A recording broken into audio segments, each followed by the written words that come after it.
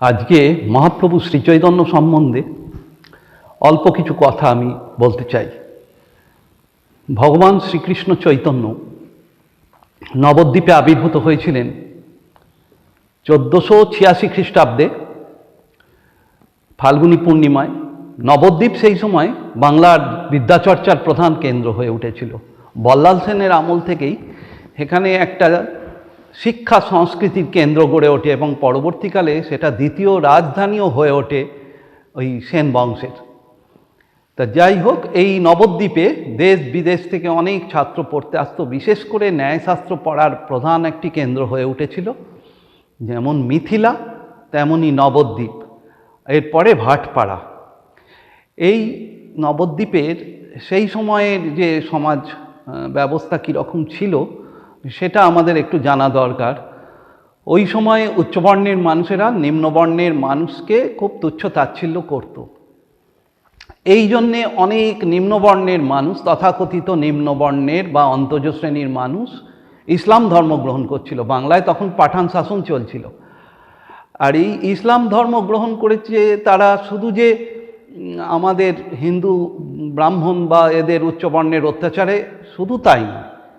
আরেকটি কারণ, ওই সময় মানুষ মনে করত যে ইসলাম ধর্ম গ্রহণ করলে আমাদের আর্থিক অবস্থা অনেক ভালো হয়ে যেতে পারে। যেমন যে পার্টি রাজত্ব করে, শাসন করে, এখনকার দিনের দিকে তাকিয়ে বলছি, সেই পার্টি করলে অনেক সময় চাকরি বাকরি ইত্যাদির সুবিধা হয়। সেই রকম সে যুগের মানুষও এরকম মনে করত যে অনেক কর কম দিতে হবে। সর্বদাই ইসলাম শাসনে হিন্দুদের ওপর বেশি কর আরোপ করা হতো, রাজস্ব বেশি দিতে হতো হিন্দুদের।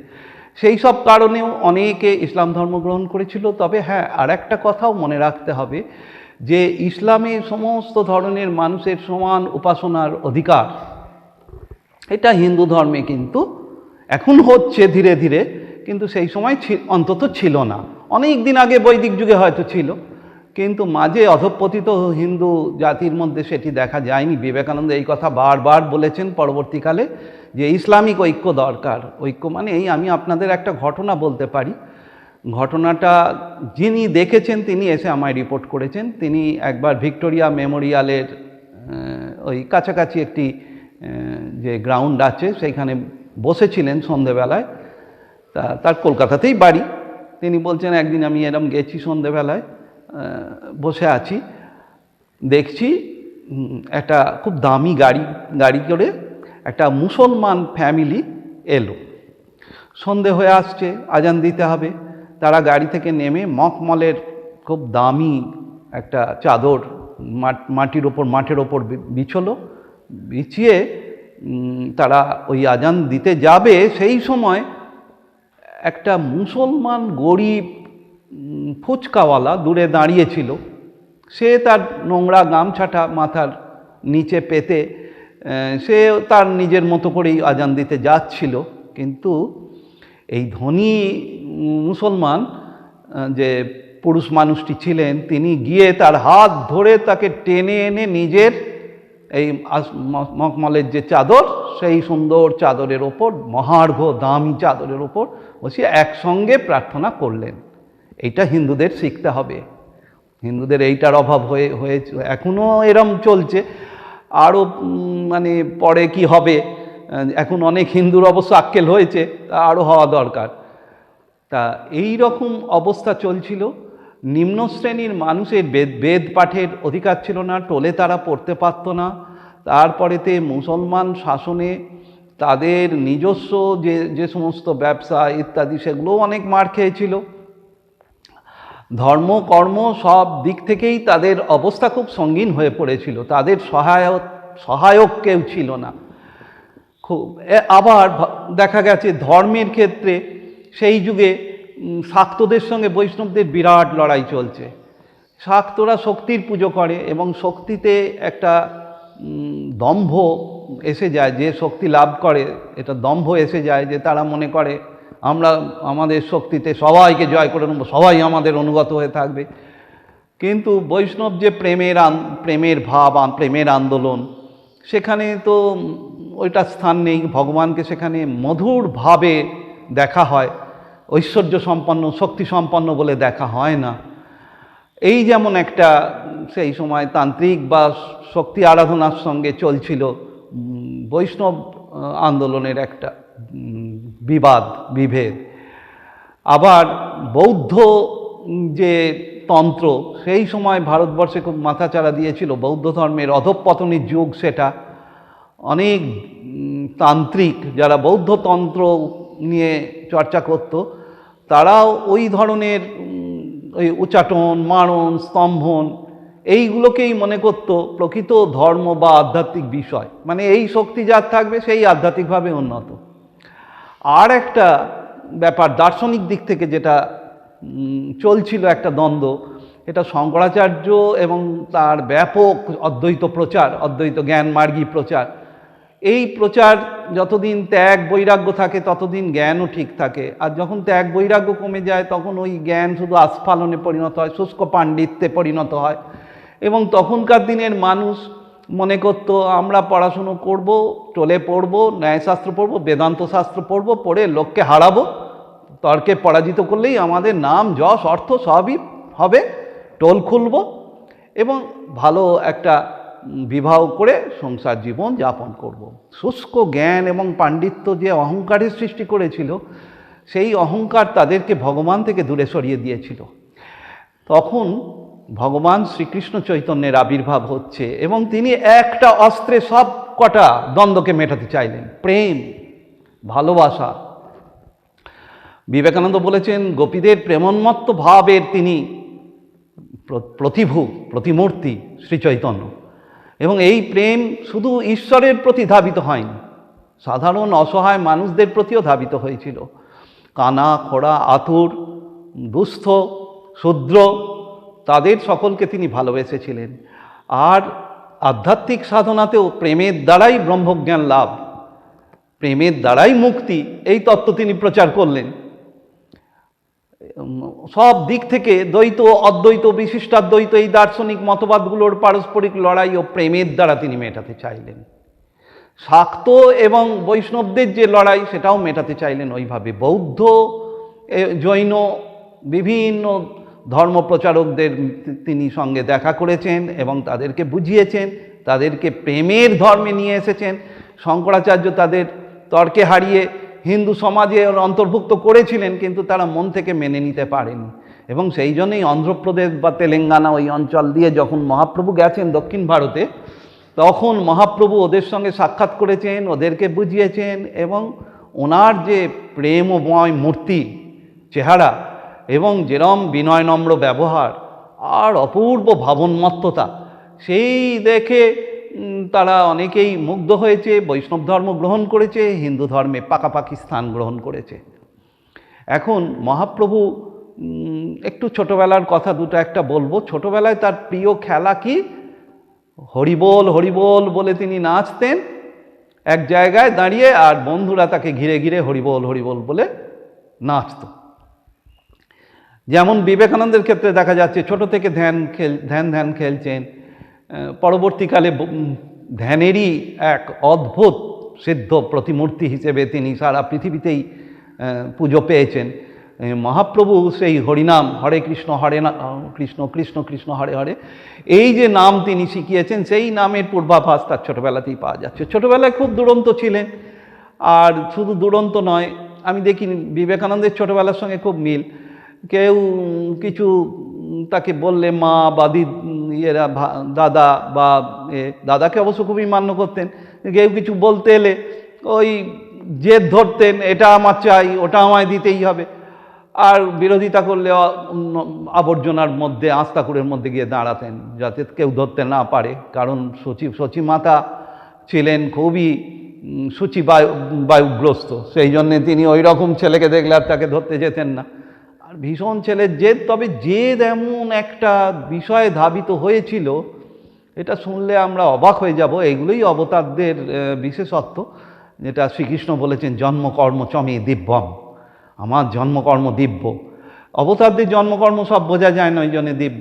তিনি বললেন, নিমাই একদিন বলছেন যে ওই জগদীশ পণ্ডিতের বাড়ির নৈবেদ্য খাবো, অন্য কোনো কিছু খাবো না আমি এখন।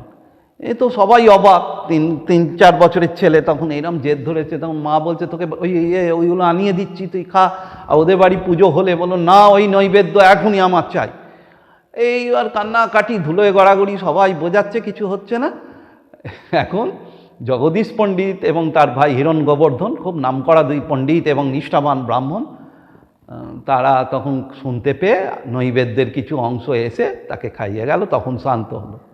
আর একটা ঘটনা, এক সাধু অতিথি হয়ে এসেছেন, তাকে সচিমাতা বাড়িতে এনে, তখনকার দিনে গৃহস্থরা তো সাধু সেবা করতেন এইভাবে, সাধু ভিক্ষা চাইতে এসেছেন বেলায়, তাকে একদম ভোগ অন্ন রেঁধে খাওয়াবেন বলে বসতে বলেছেন, ভোগ অন্ন দিয়েছেন, ব্যাস দিয়ে তিনি ঈশ্বরকে নিবেদন করছেন চোখ বুঁজে। ইত্যবছরে নিমাই এসে 3 বছরের শিশু, এই দেখো না খাচ্ছি, এই দেখো খাচ্ছি তোমার নৈবেদ্য বলে খাচ্ছেন। তারপর চোখটা খুলে সাধু ওকে দেখে এমন মুগ্ধ হয়ে গেলেন, সাধুও উচ্চস্তরে ছিলেন আমার ধারণা, অর্থাৎ তিনি বুঝতে পেরেছেন এ বালক সাধারণ নয়। তিনি কিচ্ছু বলছেন না, মুগ্ধ হয়ে হাসি হাসি মুখে শুধু দেখছেন কিভাবে নৈবেদ্য খাচ্ছে নিমাই। পরে ওর মা হঠাৎ এসে দেখতে পেয়ে তো খুব বকুনি ছেলেকে, আপনি কিছু মনে করবেন? বললো না না আমি কিচ্ছু মনে করিনি, আমি ওর লীলা দেখছি। তার মানে ওই সাধু বুঝতেই পেরেছেন ভগবানের অবতার এরমভাবে লীলা করছেন। তা তবুও সচিমাতা সব সরিয়ে নিয়ে গিয়ে আবার রান্না করে এনেছিলেন। সাধু কিন্তু বারণ করেছিলেন, তাও সচিমাতা শোনেননি। আর একটা নিমায়ের ভাব, যেটা অবতারদের প্রত্যেকেরই হয়, ওই ছোট থেকেই ধ্যান বা সমাধি হওয়া, ভাব সমাধি তাদের হয়। খুব উচ্চস্তরের যারা, তাদের এরম ছোট থেকেই ভাব সমাধি হয়। এই নিমাই এরকম মাঝে মাঝে অজ্ঞান হয়ে যেতেন, লোকে ভাবতো অজ্ঞান হয়েছে, কেউ বলতো মূর্ছা রোগ, কেউ বলতো ভূতে পেয়েছে, এইসব তখনকার দিনের মানুষের অনেক রকমের বিশ্বাস সংস্কার ছিল। কিন্তু সচিমাতা প্রথম দিকে চিন্তিত হলেও পরে বলেছিলেন না না, ওর শরীরের তো কোনো ক্ষতি হচ্ছে না, ও যখন উঠে বসছে তখন তো ঠিকই থাকছে, তাহলে ও যা হয় হোক। ডাক্তার বদ্যি দেখানো হয়েছে, বলেছে না না মূর্ছা রোগ টোগ নয়। আর একটা ব্যাপার হচ্ছে, সেই সময় যখন ওইরকম বাহ্যজ্ঞান হারিয়ে যেত নিমায়ের, তখন বড় বড় জ্ঞানের কথা, তত্ত্বের কথা বলতেন, ওইগুলো শুনে আরও সবাই অবাক হয়ে গেত। আর একটা বৈশিষ্ট্য হচ্ছে, ছোট থেকেই একবার যা শুনতেন তাই মনে থেকে যেত, টেপ রেকর্ডারের মতো স্মৃতিশক্তি যেমন বিবেকানন্দের, সেরকম ওনারও সেই রকমভাবে চলছিল। কিন্তু ওর দাদা কম বয়সে সন্ন্যাস নিল, 16 বছরের ছেলে, বিয়ের কথা শুনেই ব্যাস চলে গেল। পড়াশুনোয় খুব ভালো ছিল, দিবারাত্র রাত্রির জেগে অবধি শাস্ত্র আলোচনা এইসব করতে করতে 16 বছর বয়সেই এরকম বিবাহের আগে গৃহত্যাগ করলো এবং সন্ন্যাস নিল। তখন সব কান্নাকাটি। তখন নিমাই বলেছিল, দাদা চলে গেছে তো কি আছে, আমি তো আছি, আমি তোমাদের সেবা করব। এই সব বলায় অনেকেই শান্ত হয়েছিল। কিন্তু সচিমাতা এবং জগন্নাথ মিশ্র অর্থাৎ নিমাইয়ের বাবা, তারা বললেন এই ছেলেকে আর পড়ানো যাবে না। এই তো এত পড়াশুনো করে ওই ছেলে এরম করলো, বড় ছেলে বিশ্বরূপ, আর এর নাম বিশ্বম্ভর, এও তাই করবে, একে পড়াশুনো ছাড়িয়ে দেওয়া হোক। ছাড়িয়ে দেওয়া হলো। তখন এত দুষ্টুমি করতে লাগলো, গঙ্গার ঘাটে গিয়ে লোকের পা টেনে ধরা, জল ছিটানো, শিবলিঙ্গ ফেলে দেয়া, জল, এইরকম নানা রকম উপদ্রব, নৈবেদ্য খেয়ে নেওয়া। তখন সবাই বলতে লাগলো, দেখো জগন্নাথ মিশ্র নিজে পণ্ডিত হয়ে, এই ছেলে ব্রাহ্মণের ছেলে এরা মূর্খ হয়ে থাকবে, পাঠশালায় যাবে না, এ কি করে হয়? সবাই মিলে বোঝাতে লাগলো। তখন সচিমাতা বলল ঠিক আছে, আবার ভর্তি করে দেওয়া। যেই ভর্তি করে দেয়া, শান্ত, শুধুই ন্যায় দর্শন, সাহিত্য দর্শনের একবারে গভীরে ডুব, কোনো দিকে কথা নয়। এই দেখে এত গভীর মনোযোগ, সকলে অবাক। সেই অবস্থায় নিমাইয়ের একটা ঘটনা আমি বলবো, যাতে বোঝা যাবে নিমাই কে। নৌকোয় করে চলেছেন 13-14 বছরের ছেলে, সঙ্গে আর এক বন্ধু আছে, সেও কোথাও যাচ্ছে নৌকোয় করে নবদ্বীপে। হঠাৎ নিমাই বলল, এই দেখ আমি ন্যায়শাস্ত্রের উপর একটা টিকা লিখছি, এই টিকাটা দেখ। ন্যায়শাস্ত্রের টিকাটা দেখতে দেখতে সেই বন্ধু কাঁদছে। বললো কাঁদছিস কেন?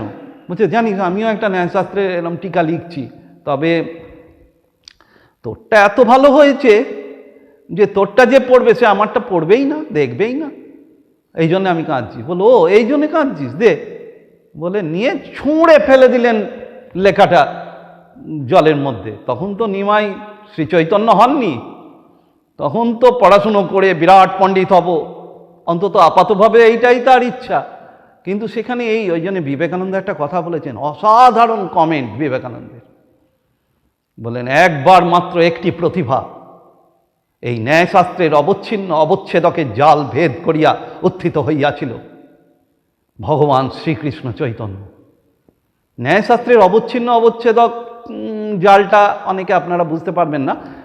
ন্যায়শাস্ত্রে একটা এরকম বিষয় আছে, পরিভাষা এটা ন্যায়ের, অবচ্ছিন্ন অবচ্ছেদক। যেমন জলটা তেল থেকে আলাদা, কোন অর্থে আলাদা?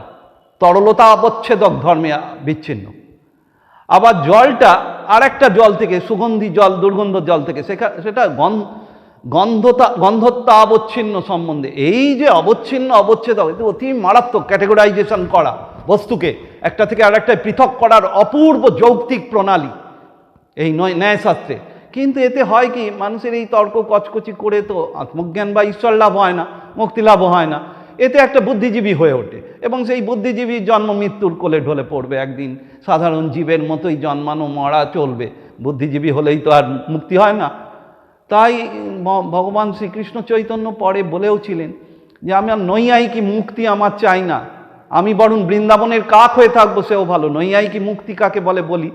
নৈয়ায়িকী মুক্তি মানে যেখানে জ্ঞান থেকে আত্মা পুরো সেপারেট হয়ে যায়। আত্মা, তার একটা ধর্ম হচ্ছে জ্ঞান। এই জ্ঞান থেকে যখন আত্মা মুক্ত হয়ে যায় তখনই নাকি মুক্তি। তাই জন্যে ভগবান শ্রীকৃষ্ণ চৈতন্য ওইরকম কমেন্ট করেছেন, জ্ঞান থেকে আমি সরব কী করে? ভগবানকে ভালোবাসাও তো একটা চেতনা বা জ্ঞান থাকা চাই।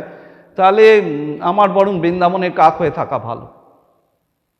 এই যে দার্শনিক যে একটা বৌদ্ধিক তর্ক বিতর্ক বিচার, এর ঊর্ধ্বে যে আসলে ধর্ম উপলব্ধির বিষয়, সেটাকে তুলে ধরেছেন।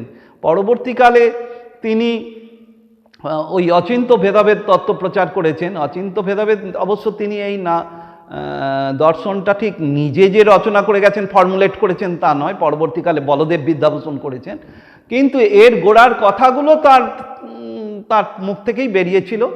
ভাগবত বা উপনিষদ এইসব চর্চা থেকে তিনি বলেছিলেন যে ঈশ্বর থেকে জীব আলাদা না এক। অদ্বৈতবাদ বলে জীবের সঙ্গে ঈশ্বর এক, অভেদ। আর দ্বৈতবাদ বলে জীব থেকে ঈশ্বর আলাদা, ভেদ। তাই ভেদ আর অভেদ নিয়ে দ্বৈত আর অদ্বৈতের যে লড়াই, সেটাকে থামিয়ে দেওয়ার জন্য তিনি বললেন এই ভেদ আর অভেদ প্রকৃতপক্ষে বুদ্ধির খেলা, আর বুদ্ধি দিয়ে ঈশ্বর আর জীবের সম্পর্ক প্রকৃতপক্ষে উপলব্ধি করা যায় না। ওই জন্য অচিন্ত ভেদাভেদ। যুক্তি তর্ক বা বিদ্যা বুদ্ধি দিয়ে এই ঈশ্বরের সঙ্গে আমাদের সম্বন্ধ বোঝা যায় না, এটা হৃদয় দিয়ে বুঝতে হয়। উপনিষদে আছে হৃদা বীজানাতি অশব্দম অস্পর্শম অরূপম অগন্ধবচ্চযৎ। এই রূপ নেই, গন্ধ নেই, বর্ণ নেই, এর কোনো লক্ষণ নেই, বাহ্য লক্ষণ নেই, হেতু নেই, কোনো কনসেপ্ট গ্রো করে না যেখানে, সেখানে আমরা কি করে ব্রহ্মকে উপলব্ধি করব? আমরা তো কনসেপচুয়াল ওয়ার্ল্ডে ঘিরে আটকে আছি। বিবেকানন্দ বলছেন অল লিডিং টু কন্ট্রাডিকশন। কনসেপ্টের জগৎ, বুদ্ধির জগৎ কন্ট্রাডিকশানে লিড করে বলে দেখিয়েছেন। আজকে আমার বলার টাইম নেই। মায়ার ওপর অসাধারণ লেকচার লন্ডনে বিবেকানন্দের, সেখানে দেখিয়েছেন এই দিয়ে হয় না, এর ওপরে উঠতে হয়। সেইটাই ভগবান শ্রীকৃষ্ণ চৈতন্য দেখিয়েছেন। তার আগে তিনি কি করে শ্রী চৈতন্য হলেন সেই ঘটনাটা একটু বলি। তিনি তো খুব উদ্ধত পণ্ডিত হয়ে উঠেছিলেন, হরিনাম পছন্দ করতেন না। যখন 18-20 বছর বয়স, তখন তিনি তৎকালীন নবদ্বীপের যারা ভক্ত তাদেরকে উপহাস করতেন। শ্রীবাস, অদ্বৈতাচার্য তারা খুব হাউতাস করেছেন এর জন্যে যে নিমাই এত বড় পণ্ডিত হয়েছে, নবদ্বীপের সেরা পণ্ডিত বলতে গেলে। কিন্তু ও এই রকম কেন? ও একদমই ভক্তিমূলক কথা বা পছন্দ করে না। আবার তার জীবনীতে আছে বিনা পয়সা না দিয়ে মোচা, থোঁড় এইসব কিনে আনতেন বাজার থেকে। সে না আমি দেবো না, তার সঙ্গে কি তর্ক বিতর্ক শুনে আমাদের খুব খারাপ লাগছে। কিন্তু এটা মনে করতে হবে এটা লীলা, এ বোঝা সাধারণ ব্যাপার নয়। তার কারণ বলছি, যার কাছে এটা করতেন সে প্রচণ্ড ধার্মিক একজন বাজারওয়ালা বলে সে ওই অঞ্চলে বিখ্যাত। এখন ধার্মিকদের কাছে ভগবান আরও টেস্ট নেন। যেমন রবীন্দ্রনাথ একটা কবিতায়, গীতাঞ্জলির একটা কবিতায় বলেছেন, এক ভিখিরি পথে ভিক্ষে করতে করতে যাচ্ছিল, একজন রাজা ধীরাজ রথে চড়ে আসছেন, দেখে তো ভিখিরির খুব আনন্দ, তিনি নিশ্চয়ই অনেক কিছু দেবেন। কিন্তু এ কি, তিনি রথ থেকে নেমে এসে নিজেই হাত পাচ্ছেন। তখন ভিখারি একটা ছোট্ট কণা, খুদের কণা তার পাত্রে, ভাবলেন এটা বোধহয় ও রসিকতা করছে, দিলেন, হাসতে হাসতে উঠে চলে গেলেন ওই রাজাধিরাজ। পরে ভিখিরি বাড়ি এসে তার ভিক্ষালব্ধ যে চাল উল্টে দেখছেন যে সেখানে একটা ছোট্ট, যে পরিমাণ ঠিক চালের কণা দিয়েছেন সেই পরিমাণে একটা সোনার দানা। তখন সেই ভিখিরি ভাবছেন, কেন আমি পুরোটা দিলাম না, তাহলে তো পুরোটাই সোনা হয়ে যেত, আমি যতটা চাল আজকে ভিক্ষে পেয়েছি সবটাই সোনা হয়ে যেত। এই ভুল করছে মানুষ, আমি কিছু দেবো না, ভগবান আমায় দেবেন না। ভগবানও টেস্ট করেন, আমাদের হৃদয় পুরো উন্মুক্ত করে আমরা তাকে দিতে পারছি না। মহাপ্রভু সেই লীলাই করছেন, তাই ওকে বোঝা এত সোজা নয়, অবতারদের বোঝা এত সোজা নয়, জন্ম কর্ম দিব্যতাদের। তারপরে কেশব কাশ্মীরির সঙ্গে লড়াই, বিখ্যাত ঘটনা। কেশব কাশ্মীরি একজন বিরাট পণ্ডিত, সারা ভারতের সব বড় বড় পণ্ডিতদের হারিয়ে নবদ্বীপে এসছেন, এখানে পণ্ডিতদের সঙ্গে তর্ক করতে চান। সবাই বলল 22 বছরের ছেলে নিমাইয়ের সঙ্গে একমাত্র তর্ক হতে পারে, নিমাইয়ের সামনে কেউ দাঁড়াতে পারবে না। নিমাইকে তখন জিজ্ঞেস করলেন কেশব কাশ্মীরি কি নিয়ে তর্ক হবে, বললো ব্যাকরণ। এটা বলা মানে মানুষকে অপমান করা, মানে তুমি ব্যাকরণই জানো না, তুমি আবার কি তত্ত্ব আওড়াবে, আগে ব্যাকরণ শুদ্ধ করো। কেশব কাশ্মীরি তখন বলেন, আমি একটা বই লিখেছি, তার ব্যাকরণের ভুল ধরুন তাহলে। বলো এখানে নয়, চলুন গঙ্গার ধারে, গঙ্গার ধারে বসে শুনবো। সকাল থেকে সন্ধ্যে হয়ে গেল, সেই বইটা শুনে গেলেন নিমাই, সবটাই মুখস্থ হয়ে গেছে শুনে। বলে এবার বলুন কোথায় ভুল। অমুক স্বর্গে আপনি এই লিখেছেন, মুখস্থ বলে দিলেন, বললেন ওইখানে সন্ধিতে ভুল হয়েছে, অমুক শ্লোকে 4খানা ভুল হয়েছে, সন্ধিতে, সমাসে, অলঙ্কারে দেখিয়ে দিচ্ছেন, এরম বলে যাচ্ছেন শ্লোকগুলো নিজেই, আর সেগুলোই কি ভুল আছে। তখন হাত জোর করে কেশব কাশ্মীরি বলেছেন, আপনি মানুষ নন, কোনো মানুষের পক্ষে সম্ভব নয় এটা, এরম স্মৃতিশক্তিও সম্ভব নয়। আর সেই শুনে আবার সেখানে কোথায় কোথায় ভুল হয়েছে সেগুলোকে মনে রাখা এবং বলা অসম্ভব কোনো মানুষের পক্ষে। হাসতে লাগলেন নিমাই।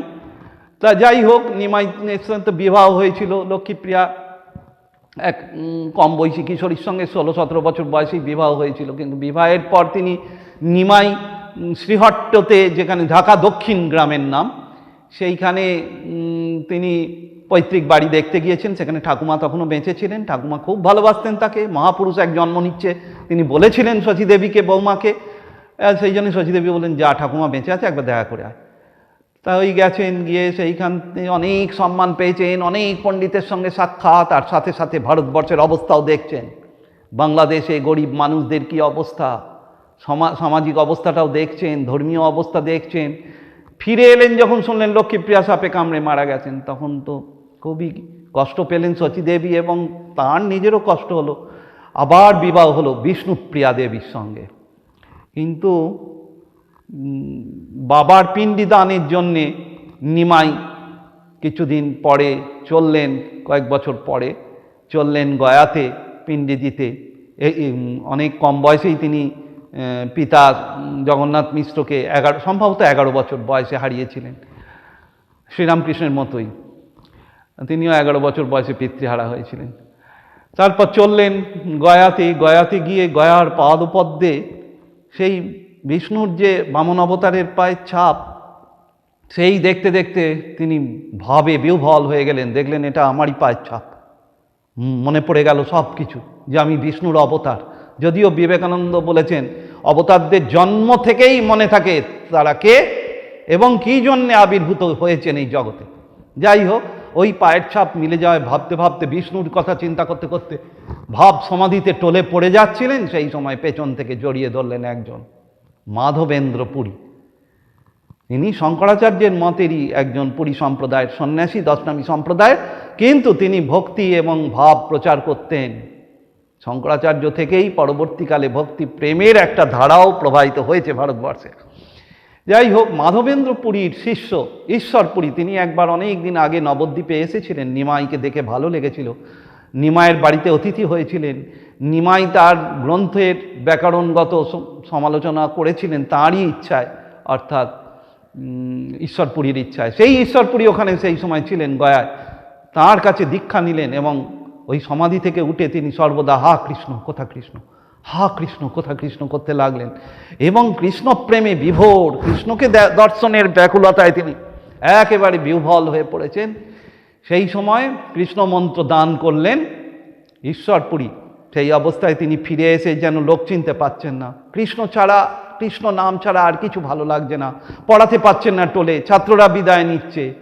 এই অবস্থায় বাড়ি বাড়ি শুধু কীর্তন হতে লাগলো, শ্রীবাসের অঙ্গনে কখনো কখনো অদ্বৈতাচার্যের বাড়িতে, এই রকম চলতে লাগলো। বছরে নবদ্বীপে কতগুলো ঘটনাও ঘটেছে। হিন্দু ধর্মের বিরোধিতা করে ইসলাম কাজী সেই নগরের ঘোষণা করেছেন হরিনাম করা চলবে না, ওই জোরে জোরে সব হরিনাম করছে, লোকের খুব খারাপ লাগছে, অনেকের ঘুম হচ্ছে না ইত্যাদি নানা রকম রটিয়ে বলল যে এখানে হরিনাম চলবে না।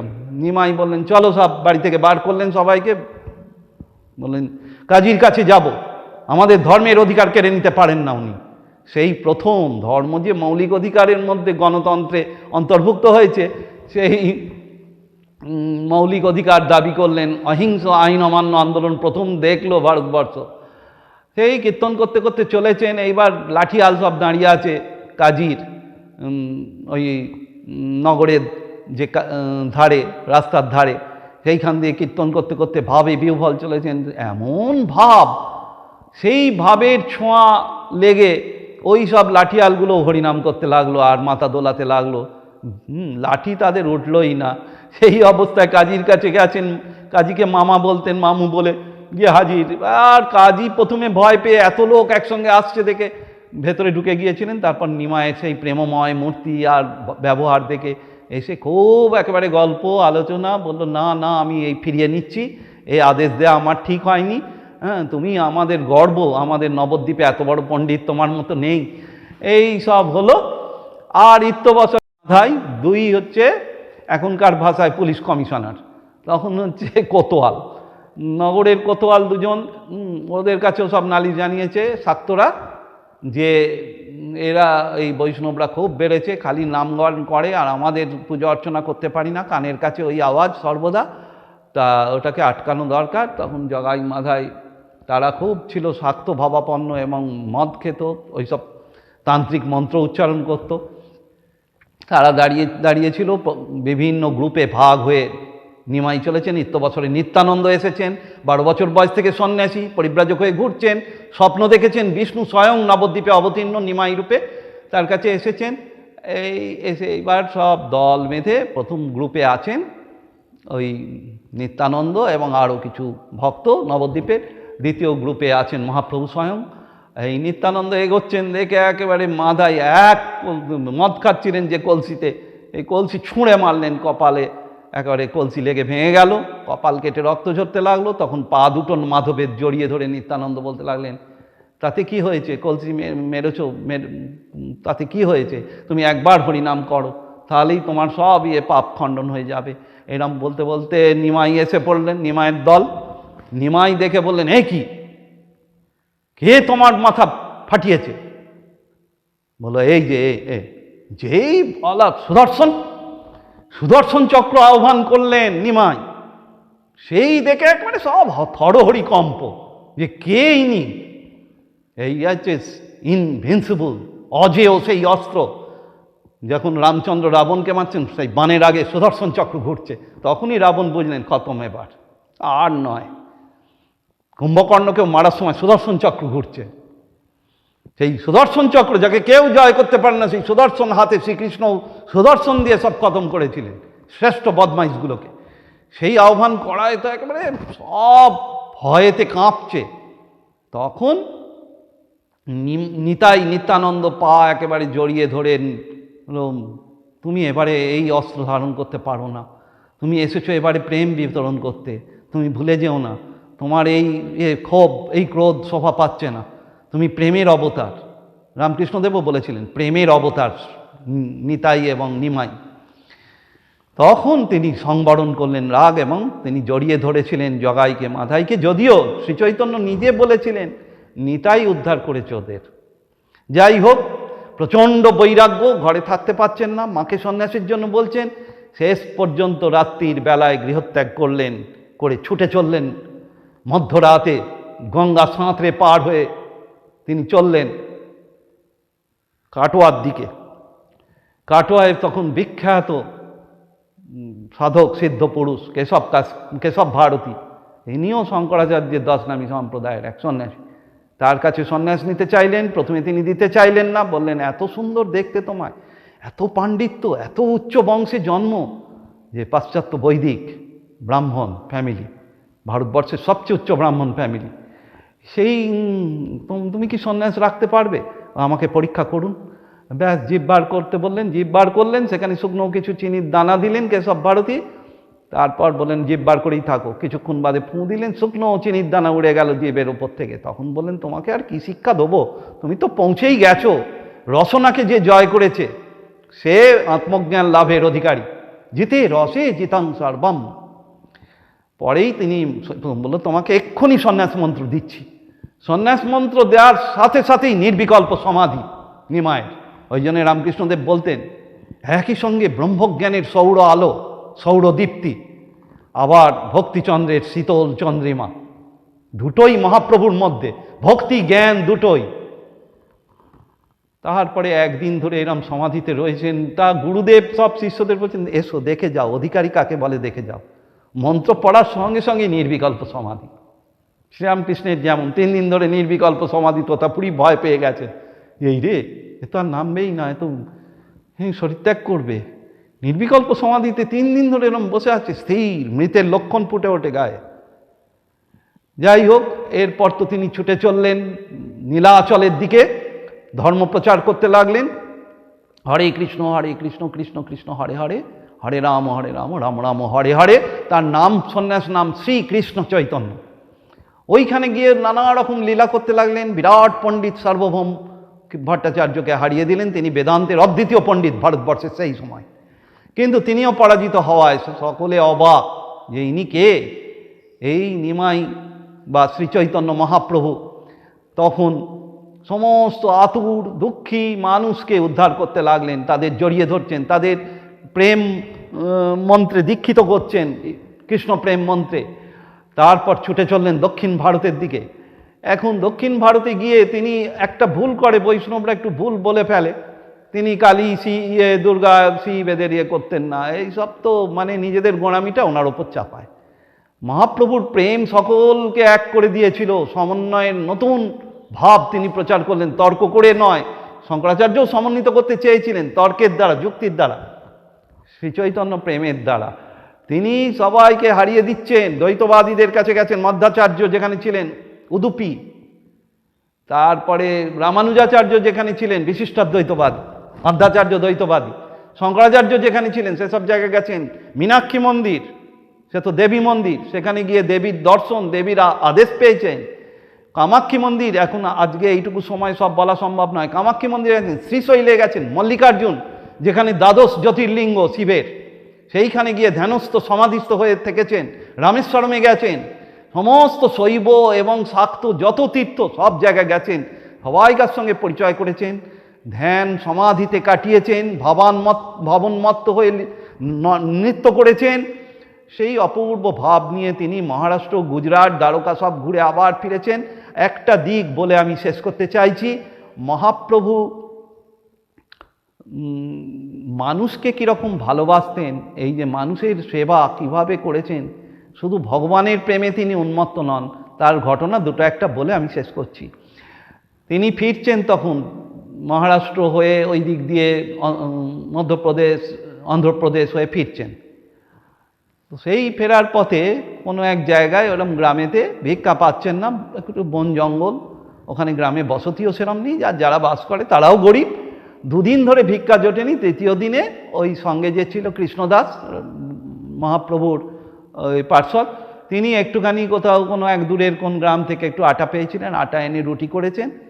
ওই 2 কি 3টে রুটি হয়েছে, মহাপ্রভুকে একটা রুটি দিয়েছেন, নিজে নিয়েছেন। মহাপ্রভু খেতে বসছেন, সেই সময় এক ভিখিরি নিয়ে ওইখানে এসে দাঁড়িয়ে হাত পাচ্ছেন, যে ক্ষুধায় একেবারে কাতর সেই ভিখারিনী। দেখে মহাপ্রভু নিজের রুটিটা তাকে দিয়ে নিশ্চিন্ত মনে ধ্যান করতে লাগলেন। অর্থাৎ গরিব ভিখারিনী তাকে দিয়ে দিলেন।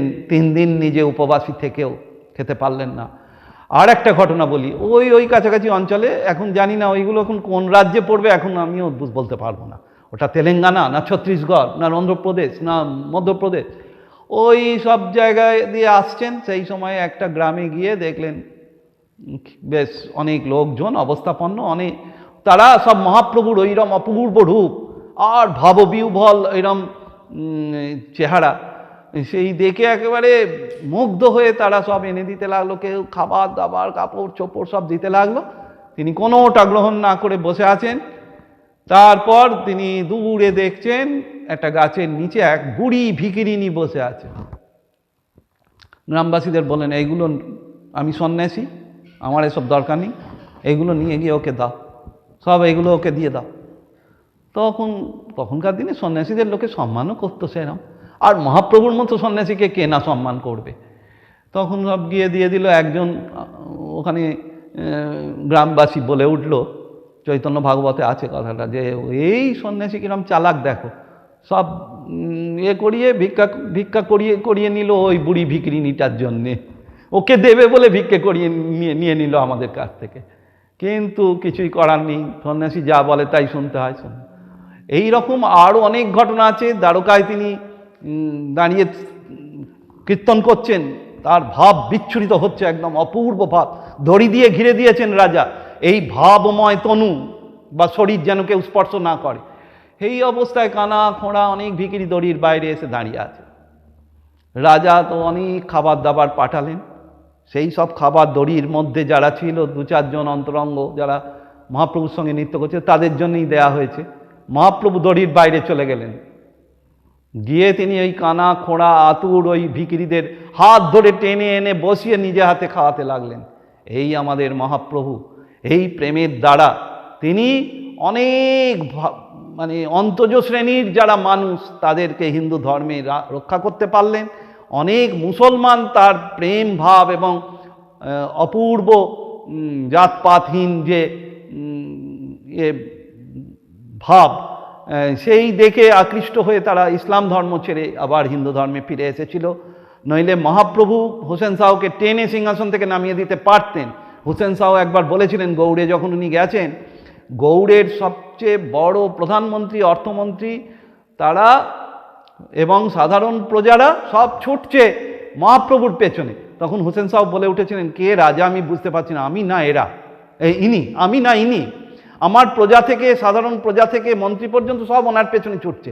আমি এটাও বলে রাখি, এই 2 মন্ত্রী পরবর্তীকালে মহাপ্রভুর সবচেয়ে প্রিয় 2 শিষ্য, সন্ন্যাসী শিষ্য, রূপ এবং সনাতন গোস্বামী। তা উনি কিন্তু তা করেননি, কিন্তু হোসেন শাহকে ফিউজ করে দিয়েছেন। ইসলাম যাতে হিন্দু ধর্মের সনাতন ভাবকে ক্ষতিগ্রস্ত করতে না পারে সেটার ব্যবস্থা করেছেন। আজকে আমাদের এই সব আলোচনা গুরুত্বপূর্ণ হয়ে দাঁড়িয়েছে। ওম তৎসৎ। ওম।